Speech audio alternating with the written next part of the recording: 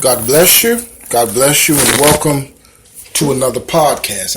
I want to thank you for joining Elder Dwight Kenneth Kirk on today as we get into a simplistic word of God. That's the one thing one of the names that Elder Kirk has come up with, and just in thinking about, I'm still, on naming the podcast. I still would love your feedback on what to name, the podcast. And one of the many names that I've been hit me today was a simplistic word with Elder Kirk. A simplistic word with Elder Kirk. I like that. I like that, y'all. I like that.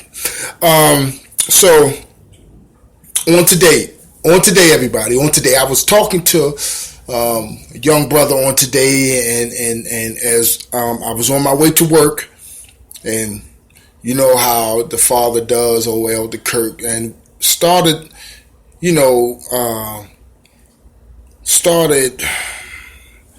talking to me about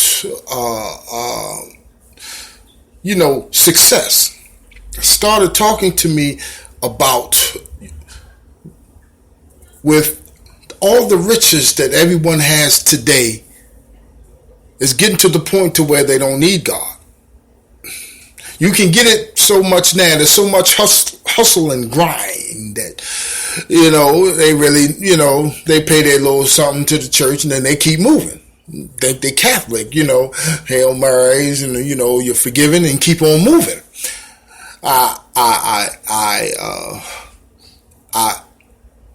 I implore you all to please, that's not the law. That's not God's law. That's not universal law. That has nothing to do with our lives, everyone.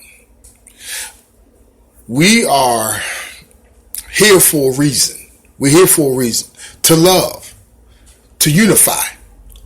And please correct Elder Kirk if he's wrong. Until those two things are achieved, we will continue to be separate.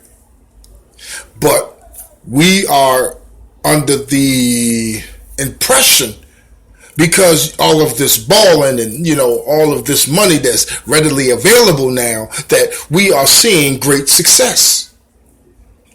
That, God got me, man. I'm telling you, this is what it is, man. The Father is blessing. And what happened was, came to me with T.D. Jakes. And with T.D. Jakes, I'm pretty sure we say the things like, the money will never end. We people, what I'm saying, that like Michael Jackson, the money never end. What I'm saying, where he had his money at, things like that, talking about how he was broke and things like that. But when you have so many ventures and the money keeps getting on top of money and the money keeps getting on top of money, please, I must ask you, where is God in all of that? By all means, take care of your family. I'm not saying that. And your children's children, that's the word. Your children's children and your children's children. That you are supposed to do that. But what I'm talking about is when we are masking this success and putting God before it and saying, God has blessed me tremendously. Remember, Elder Kirk said this before. If you have a high-paying job and you already good to go, come on now. You need to experience God another way. But your money just increased and everything's good. So God is good. But like we said before, we must love each other and show unity, but we don't do that. And we are wondering what's the problem is. Remember what I said last week, we need to ask and we need to get together and get a recipe and find out, what's going on here? What is the problem? Why is it that this walk with God is so hard? Why is it that there's so much disunity? Now, we can say all day and have the evidence and the proof to say why we're separate, why this is happening and that's happening. But you understand, when we finally get together and walk this thing out, that's that's when we'll start to get these answers. Let me keep rolling with this here. See, this is Elder Kirk, must say the things that Elder Kirk must say, and a lot of times I will offend. I said this, and please, for any rebuttal, I welcome it.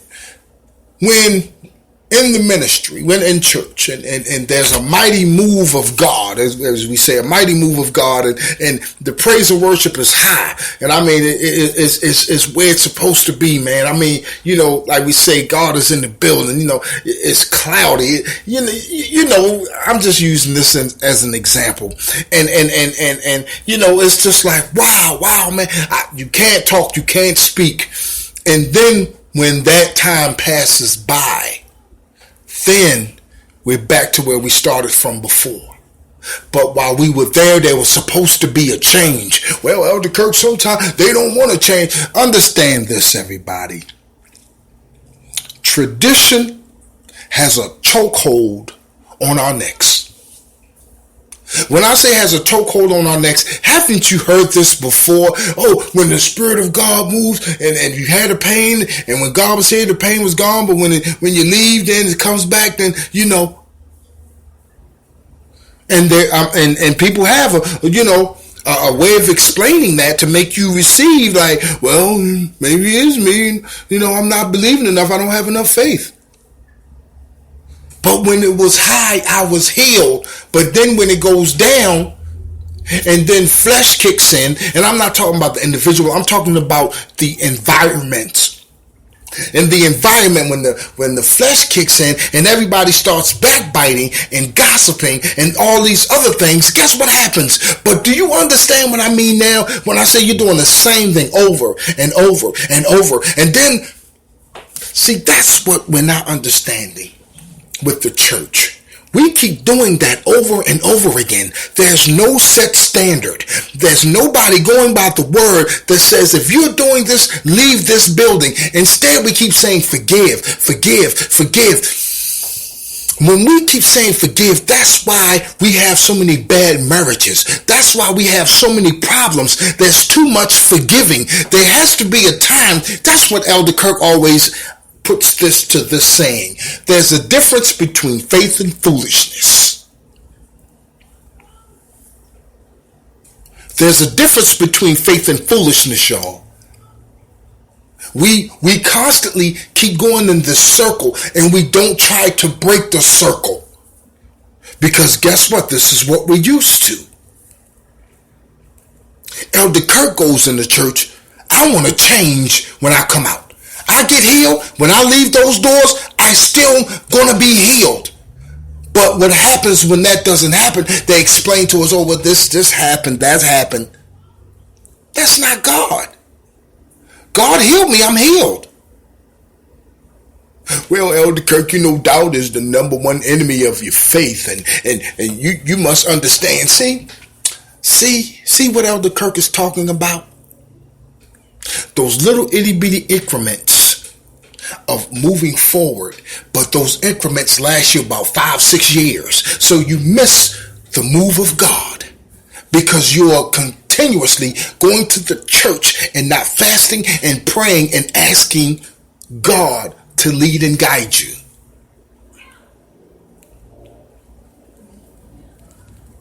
When is it going to change? What's the recipe? What's the recipe? Elder Kirk would love to get the feedback. I would love to get the feedback.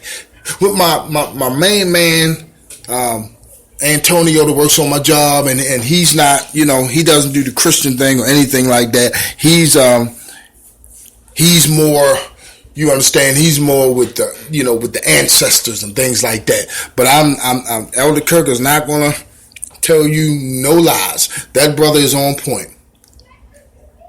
And it hit me today. And I'm going to be honest with y'all.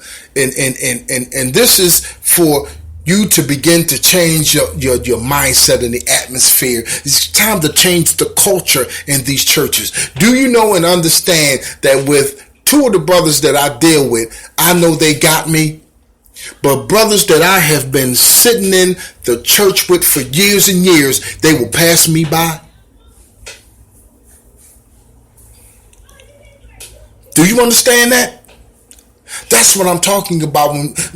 We're just, there's just no unity. There's just no love. It's conditional love. The only way I'm going to love you if you come to my church and pay tithes and sow into the ministry, then I love you.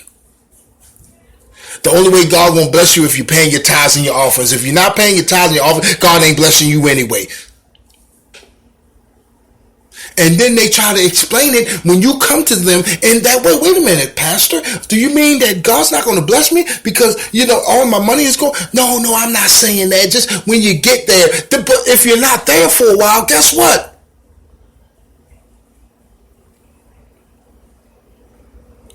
We are going in this circle over and over and over. And I'll tell you right now, I'm with my mom. My mom said, I'm not going back in one of them. Now, like I said, God tells me to go back. I go back. Hey, understand this, and I said this before, everybody. When Elder Kirk goes back to the church, it's going to be the way the church is supposed to be.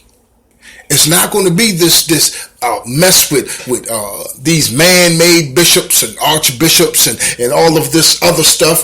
And just because they are whoever they are. See, Elder Kirk is not going to be under anyone anymore. You understand? I'm not going to be under anyone anymore because that's too much authority. You give man too much authority, you're going to get walked over. The egos are going to become bigger. Why? Because they have that control over you. Oh my goodness. No matter how humble they may say they are. Love and unity, y'all. That's the word and universal. And that's universal and the word. Without those two things, that's why we keep going in circles. And then, oh man, and then you think it's crazy when a cult of that boy, they may sound crazy, they may act like, but boy, what they got going on. I mean, come on now, look at who are they? Not the seven. What's that one girl? She's up there talking about them now. The way they were thinking. And I said, boy, that looks like Christianity. L. Ron Hubbard, them people, man, they got the institutes and they wear little uniforms and they have their little strict rules and all this other stuff. And you'll say, how is it? Why was? Because they believe in it. Now, do you understand? I couldn't believe when my main man got that today when we were talking. He already knew. And the way Elder Kirk explains it, I explained it differently. But because of the way you are made, that's why it works. If they get you in and they know, come on now, how they say it's power in numbers. For everybody listening to Elder Kirk on today, without love and unity, it's not working. It's not working. You're going to keep going around the same circle. Different people promising you different things. Different people lying to you. Different people telling you this and telling you that. You're going to this church. You're going to that church. You're trying to find God. That's the problem. Stop trying to go to the church and find God. God is right there with you right now. We are not understanding that what has happened is now the pastor is God. We're not understanding that this is so messed up and backwards that we just keep moving forward. We don't want to leave well enough alone. I was looking at an article yesterday and it said, why aren't the young people wanting to go to church anymore? Because you don't really mess with the young people too much. You're busy, doing the older people. And then when the young people do come in, you want to make them old. And understand, I said this before. There's no whipping, no nay-nay. There's none of that in praise, in worship and other things like that. But you got to understand something, y'all. I am with, and I said this before, I said some traditions uphold, and then there are some traditions that's killing and stifling and choking out. If a young person has an idea, guess what? You need to go with it. If it's not, hey, hold on now. Let's tweak this. We need to work on it because we're not going to be doing that up in here.